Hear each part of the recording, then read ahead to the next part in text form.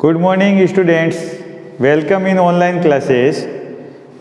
Today we are beginning online classes of science subject of lesson 8 motion. Motion के बारे में आप पिछली कई कक्षाओं में पढ़ते आ रहे हैं। क्लास 6 में पढ़ा, 7th में पढ़ा और छोटी क्लास में भी पढ़ा। मोशन का meaning changing in position continuously, means समय के साथ हमारी पोजीशन में चेंज हो रहा है, मोशन में कहलाता है। अपन कोई एग्जाम्पल कंसीडर करते हैं, जैसे birds are flying in the sky, पक्षी आसमान में उड़ रहे हैं, क्या कहलाते हैं कि birds are in motion.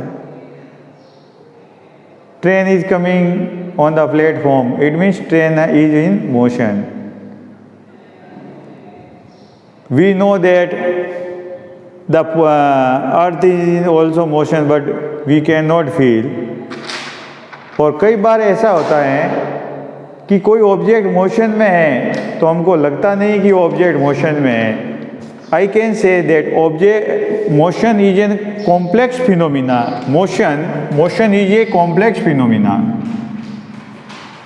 Complex phenomena कैसे? सेम टाइम किसी एक को महसूस हो रहा है कि ऑब्जेक्ट मोशन में है, उसी टाइम किसी दूसरे को महसूस हो रहा है कि ऑब्जेक्ट मोशन में नहीं है। Suppose 2 persons are sitting on a train and 1 person is standing on a platform. Now train is going, the man standing on the platform he sees that the train is in motion and both persons are also in motion, but both persons who are sitting in the train, they feel that both are stationary with respect to each other। कहने का मतलब ये जो motion है ये complex phenomena है। कई बार हम इसमें क्या देख रहे हैं, ट्रेन में 2 आदमी बैठे हैं, एक प्लेटफॉर्म पे खड़ा है। जो ट्रेन चल रही है तो प्लेटफॉर्म पे खड़ा आदमी क्या देखता है कि वो आदमी जो ट्रेन में बैठे हैं वो मोशन में है। समय के साथ उस आदमी के और उस दोनों के पोजीशन में चेंज हो रहा है, तो हम कह सकते हैं कि ऑब्जेक्ट मोशन में है। लेकिन दोनों आदमी जो ट्रेन में बैठे हैं वो दोनों एक दूसरे के रेस्पेक्ट में देखते थे, दोनों रेस्ट में हैं, तो स्टेशनरी है। रेस्ट है या स्टेशनरी है? कहने का मतलब at a same time an object can be experience as stationary or in motion. So we can say motion is a complex phenomena. इसलिए हम कह सकते हैं कि मोशन एक कॉम्प्लेक्स फिनोमिना है। तो कोई भी जो ऑब्जेक्ट होता है eight a same time rest में भी वो दिख सकता है और मोशन में भी दिख सकता है। ये मोशन कई टाइप का होता है। स्ट्रेट लाइन में मोशन होता है, that is called straight line motion. कई बार सर्कल में घूम रहा है कोई ऑब्जेक्ट तो सर्कुलर मोशन। कोई ऑब्जेक्ट रोटेट कर रहा है, अपने एक्सिस पे घूम रहा है, घूमता है, रोटेटरी मोशन। कोई ऑब्जेक्ट वाइब्रेट कर रहा है तो उसको वाइब्रेटरी मोशन कहते हैं। इसलिए मोशन अलग अलग प्रकार का होता है। इस चैप्टर में हम सबसे simple motion straight line motion पढ़ेंगे। उससे पहले हम थोड़ा मोशन को डिस्क्राइब और कर लेते हैं।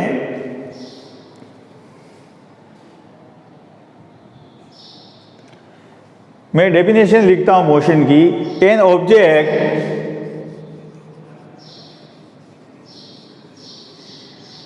is said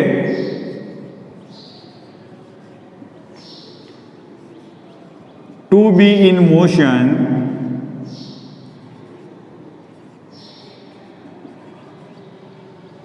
if it continuously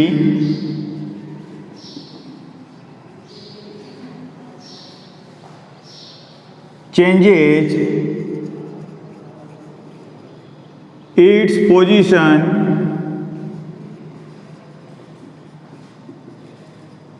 with a frame of reference।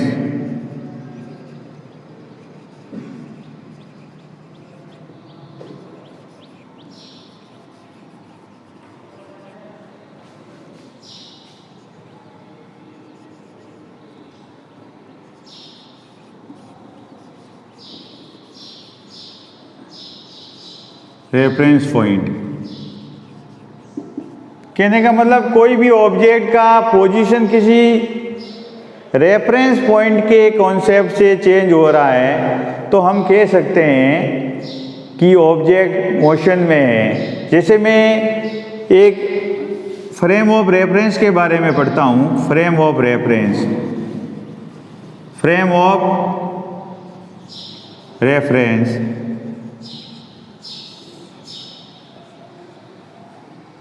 अगर अपन फ्रेम ऑफ रेफरेंस की बात करते हैं तो जो ओरिजिन होता है that is called frame point of reference point, that is called reference point. Origin is called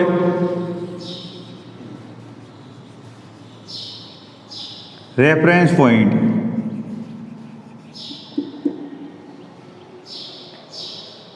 अब कोई भी रेफरेंस पॉइंट के रेस्पेक्ट में हम कह सकते हैं कि कोई ऑब्जेक्ट मोशन में है। जिस रेफरेंस पॉइंट के रेस्पेक्ट में हम कंपेयर कर रहे हैं, अगर उस रेफरेंस पॉइंट के कंपैरिजन में उस ऑब्जेक्ट की पोजीशन चेंज हो रही है तो हम कहेंगे कि the object is in motion. अगर उस रेफरेंस पॉइंट के कंपैरिजन में ऑब्जेक्ट की पोजीशन चेंज नहीं हो रही तो हम कहेंगे कि object is in not in motion. जैसे अपन ट्रेन वाला एग्जाम्पल अगेन वापस रिपीट करते हैं कि कोई ऑब्जेक्ट आदमी ट्रेन प्लेटफॉर्म पे खड़ा है, ट्रेन जा रही है, ट्रेन में दो आदमी बैठे हैं तो दोनों आदमी एक दूसरे के रेस्पेक्ट की बात करते हैं। ओरिजिन उसको आदमी को मानते किसी जो ट्रेन के अंदर बैठा है, और कंपैरिजन ही जो दूसरा आदमी ट्रेन में बैठा है उसकी करते हैं। तो उस आदमी की पोजीशन चेंज नहीं हो रही तो आदमी कह सकता है कि it is in this person is in rest position. But अगर रेफरेंस पॉइंट जो बाहर खड़ा व्यक्ति है प्लेटफॉर्म पे उसको मैं रहता हूँ ओरिजिन, तो उसके रेस्पेक्ट में बात करूँगा तो हमको लगेगा कि object is in motion because it continuously changing its position with time. समय के साथ उसकी स्थिति में परिवर्तन हो रहा है। कोई भी ऑब्जेक्ट है टाइम के साथ उसकी कोई रेफरेंस पॉइंट से कंपेयर करके कहेंगे कि उसकी पोजीशन चेंज हो रही है तो ऑब्जेक्ट मोशन में कहलाएगा। अब हम स्ट्रेट लाइन मोशन की बात करते हैं। मैं एक एग्जांपल लेता हूँ straight line motion. Straight line motion से पहले मैं आपको बताता हूँ, जैसे कोई ऑब्जेक्ट है, डिस्टेंस एंड डिस्प्लेसमेंट की बात करता हूँ। डिस्टेंस, अगर कोई ऑब्जेक्ट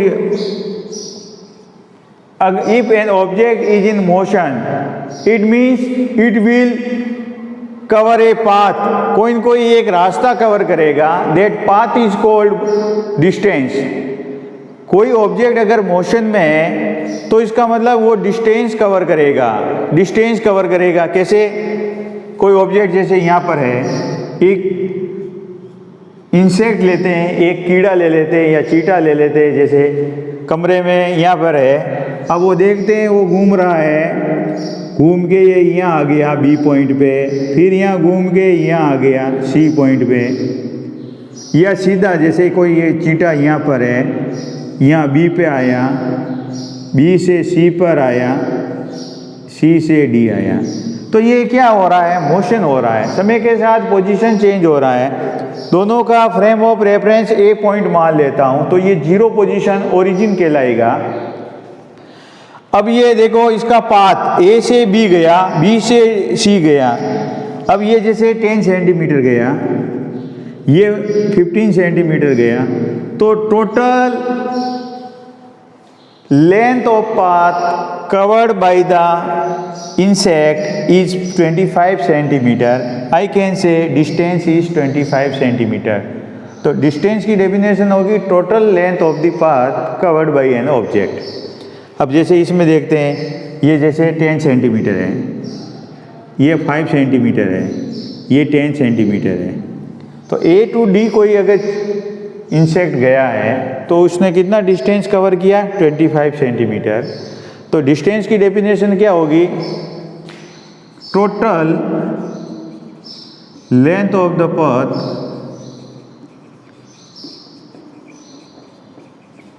कवर्ड बाय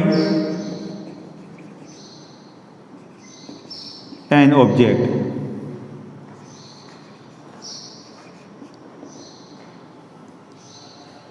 एक होता है डिस्प्लेसमेंट।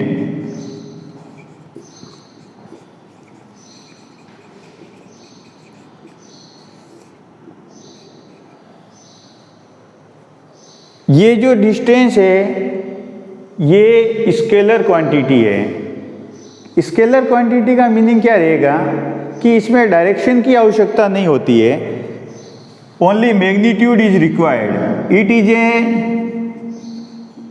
Scalar quantity. डायरेक्शन की कोई आवश्यकता नहीं, सिर्फ उसकी वैल्यू मैग्नीट्यूड चाहिए।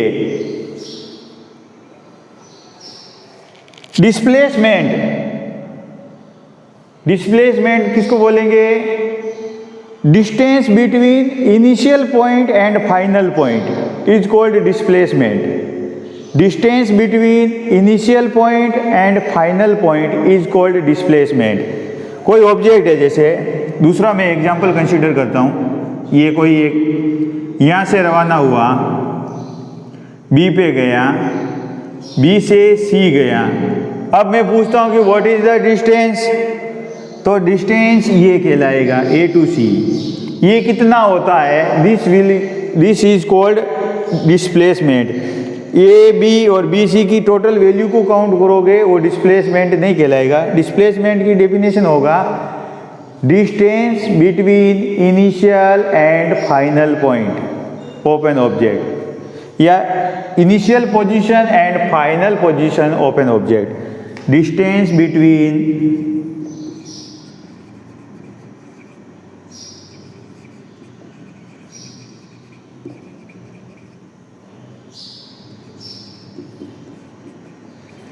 initial and final position of an object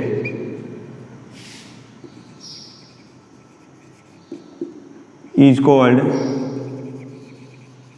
displacement. It is a vector quantity. ये वेक्टर क्वांटिटी कहलाती है क्योंकि इसमें direction is required. Direction is required to represent the value. It is a vector quantity. Magnitude के साथ साथ direction की भी आवश्यकता होती है। सबसे पहले हम अब नेक्स्ट पॉइंट में हम डिस्टेंस एंड डिस्प्लेसमेंट के बारे में थोड़ा और पढ़ते हैं। दोनों में थोड़ा कंपैरिजन कर लेते हैं, डिस्टेंस एंड डिस्प्लेसमेंट।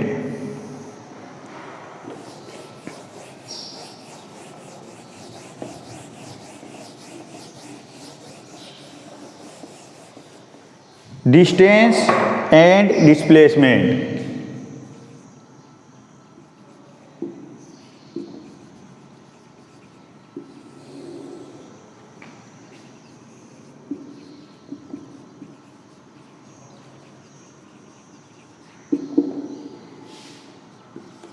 पहला पॉइंट क्या हो जाता है, कंपेयर करते हैं कि डिस्टेंस किसको बोलते हैं? Total length of the path covered by an object. कोई पाथ है, उसका टोटल लेंथ कितना है, उसको हम डिस्टेंस बोल रहे हैं, total length of the path.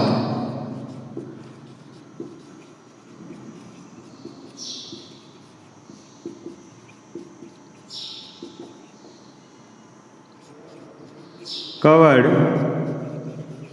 Bye an object.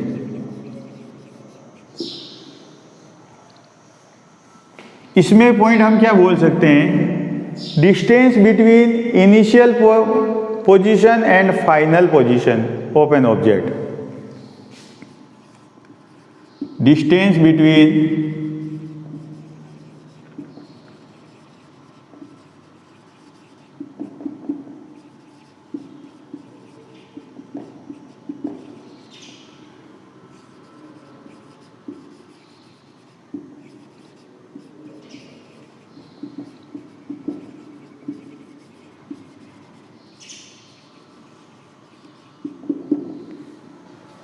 total length of the path covered by the object, distance, displacement, distance between initial and final position of an object।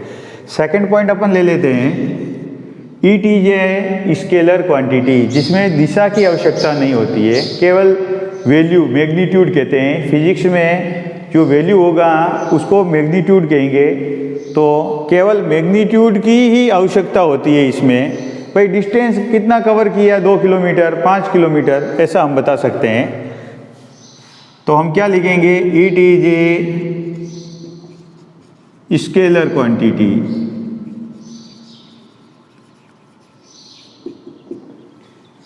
Second, इसमें क्या रहेगा, it is a vector quantity. Vector quantity का मतलब magnitude के साथ साथ direction की आवश्यकता होगी, इस वेक्टर क्वांटिटी। अब देखो, अगर कोई ऑब्जेक्ट मोशन में है तो समय के साथ उसका डिस्टेंस बढ़ेगा। अगर मोशन में है तो मोशन डिस्टेंस का डेफिनेशन क्या कहता है, total length of the path covered by an object. एक कार लेके जा रहे हो आप, तो किलोमीटर चेन में अपन देखेंगे, आप कार चला रहे हो, घूम घुमा के घर भी आ जाते हो, तो भी कार का उसमें किलोमीटर बढ़ता ही जाएगा, घटेगा नहीं। मीन्स टोटल डिस्टेंस आ जाएगा, भाई 10 किलोमीटर गए, 15 किलोमीटर गए। तो इसमें मैं क्या क्या लिखता हूं कि if an object is in motion, if an object is in motion, an object is in motion,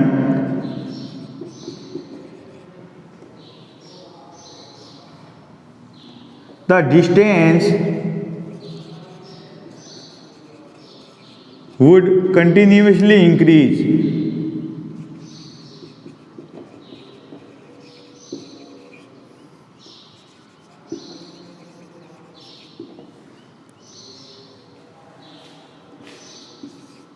If an object is in motion, the distance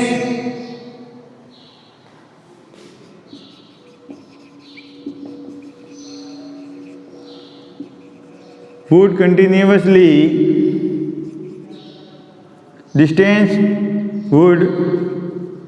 increase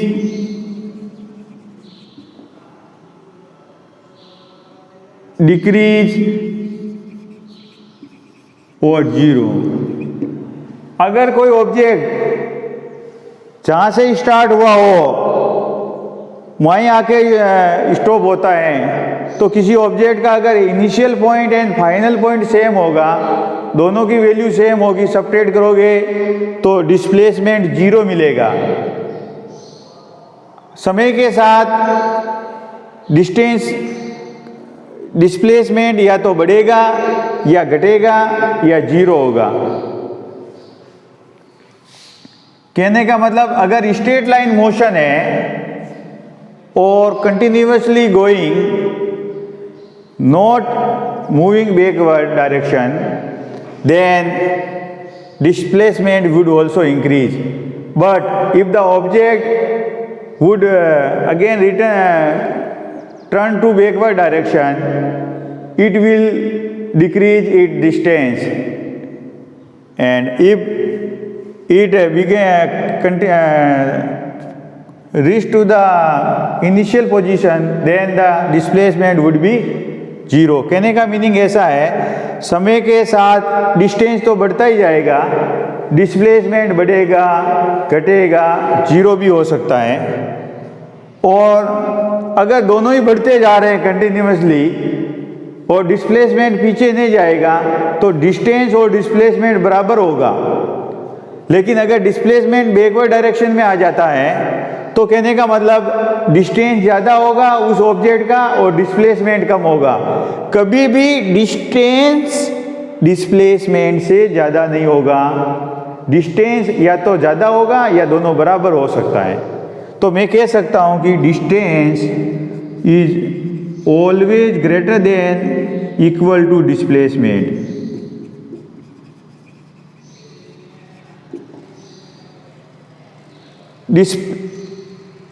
displacement कभी ज़्यादा नहीं हो सकता है।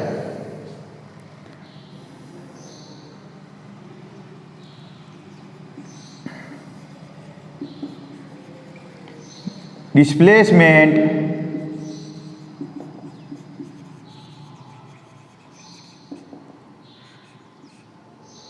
डिस्टेंस से बराबर होगा या कम होगा।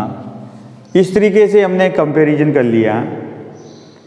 अब एक थोड़ा और हम कर लेते हैं, स्ट्रेट लाइन मोशन का एक एग्जांपल ले लेते हैं। कोई ऑब्जेक्ट जैसे स्ट्रेट लाइन मोशन में है, एक मैं एग्जांपल लेता हूं।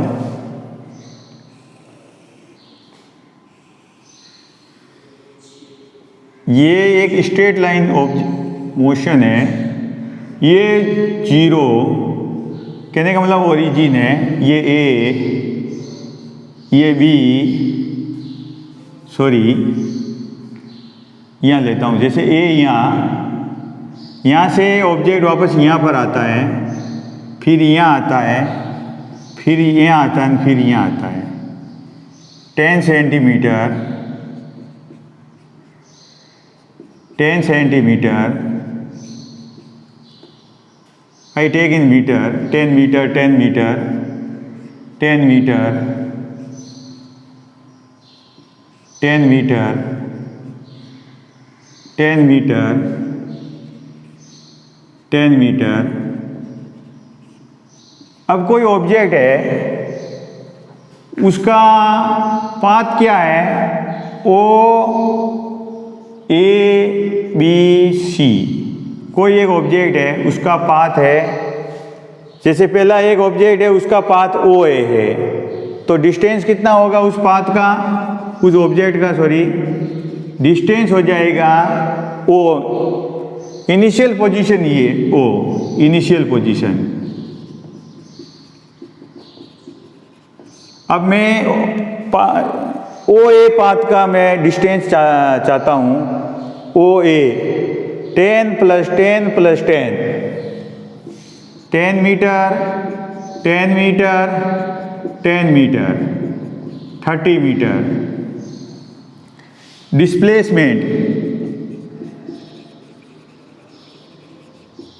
डिस्प्लेसमेंट कितना हो जाएगा, 10 मीटर, 10 मीटर, 10 मीटर, 30 मीटर, दोनों सेम है।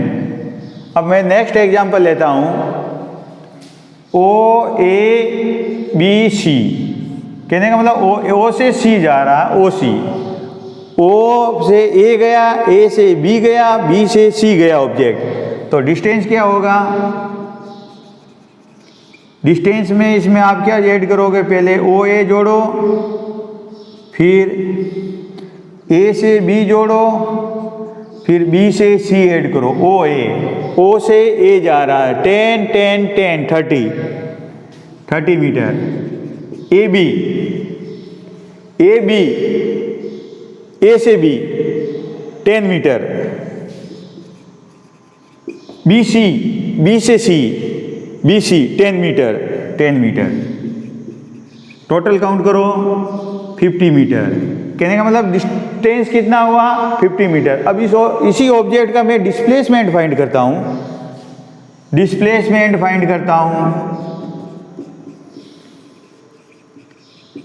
डिस्प्लेसमेंट चेक करो, ओ ए बी सी, पहले जाएगा ओ ए, फिर ए टू बी, लेकिन मुझे क्या देखूंगा डिस्प्लेसमेंट में, ओ से सी, ओ सी देख लो सिर्फ डायरेक्ट, ओ सी कितना है, ओ सी 10 मीटर। तो डिस्प्लेसमेंट कितना होगा, initial position and final position के बीच का डिफरेंस, ओ से ए के बीच का कितना डिस्टेंस है, 10 metre. It means displacement 10 metre होगा। इसमें हमने केस में क्या देखा था, डिस्टेंस एंड डिस्प्लेसमेंट सेम आ रहा है। इसमें हमने देखा कि डिस्टेंस ज़्यादा है, डिस्प्लेसमेंट कम है। अब लास्ट वन मोर एग्जांपल, ओ से ए और ए से ई, चलो निकालो, पहले डिस्टेंस निकालो, डिस्टेंस में क्या करोगे, पहले O से A निकाल लो और A से E ले लो। O से A 10 10 10 30 मीटर, और A से A to E 10 10 20 30 40 50 metre. Total distance हो गया 80 मीटर कवर किया उस ऑब्जेक्ट ने। अब डिस्प्लेसमेंट देख लेते हैं कितना हुआ। डिस्प्लेसमेंट चेक करो। डिस्प्लेसमेंट में ओ ए ई में क्या देखेगा, ओ ई चेक करना है, ओ ई ओ ये ई 10 10। अब देखो, अब अगर मैं इसको एक्स एक्सिस मान लेता हूं, एक्स एक्सिस ये एक्स डैश और एक्स मान लेता हूं, तो ये हो जाएगा O से E -20 मीटर, क्योंकि डिस्प्लेसमेंट के साथ डायरेक्शन का होता जरूरी है, डायरेक्शन साथ में होता है, तो डिस्प्लेसमेंट 20। अब इसमें हम देखते हैं कि डिस्टेंस ज़्यादा है, डिस्प्लेसमेंट कम है, नेगेटिव चला गया। कभी भी डिस्प्लेसमेंट ज़्यादा नहीं होगा डिस्टेंस से, दोनों बराबर हो सकते हैं। Distance and displacement can be equal, जो हमने फर्स्ट एग्जांपल में देखा है। उसके बाद हम क्या देख रहे हैं, अगर या तो दोनों बराबर हो सकते हैं या दोनों डिस्प्लेसमेंट कम होगा, कभी भी जो डिस्प्लेसमेंट है वो डिस्टेंस से ज़्यादा नहीं होगा। आज अपन इतना ही करते हैं। नेक्स्ट क्लास में हम